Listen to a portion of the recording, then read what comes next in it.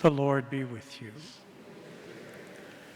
A reading from the Holy Gospel according to Matthew.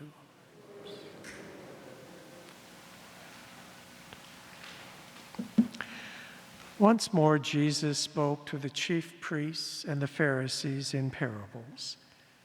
The kingdom of heaven may be compared to a king who gave a wedding banquet for his son. He sent his slaves to call those who had been invited to the wedding banquet, but they would not come. Again, he sent other slaves, saying, "Tell those who have been invited, 'Look, I have prepared my dinner. My oxen and my fat calves have been slaughtered, and everything is ready.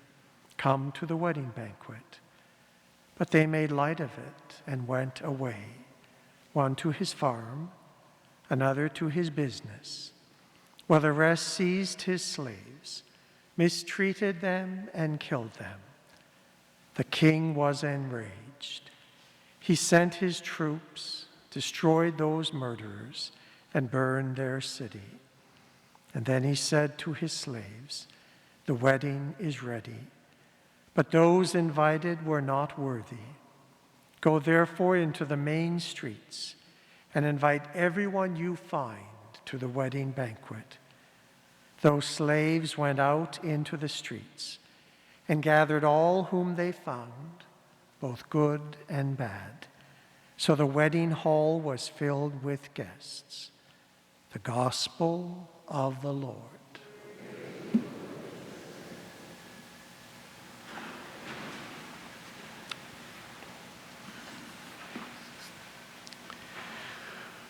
One of the priests asked me yesterday, "What are you going to do if you get to church and nobody has a mask on?" I said, "Simple, I'll tell them Halloween is canceled." Halloween is not canceled. Christmas is not canceled either. I've been asked to announce that we will be continuing to work with the St. John Christmas Exchange in a slightly different way than how we normally do. And so we've already started to receive offerings for Christmas baskets. It seems a little early since we just turned the heat on this week, but anyway, if you're able to support that, the earlier it comes in, the more indication we are able to give the exchange as to how many baskets or how many families can be served. Today, we hear several passages of Scripture that speak about banquets. And it's interesting that all 3 years of our cycle of Sunday readings, on this Sunday, which in Canada we celebrate as Thanksgiving, there are at least 2 references to banquets. Now, it's not deliberate, I'm sure, but certainly from our point of view, it is providential.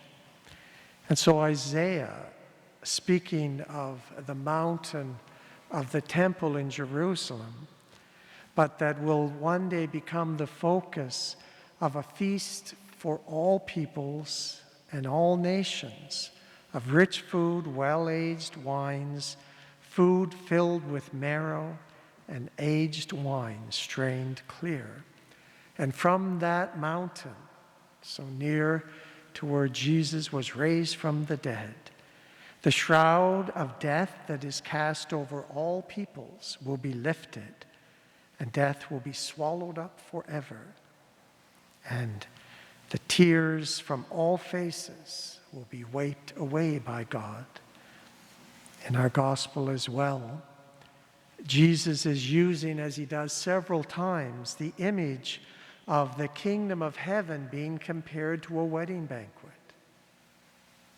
And we read also in the scriptures of Christ and his people as though married, a wedding covenant, a wedding union.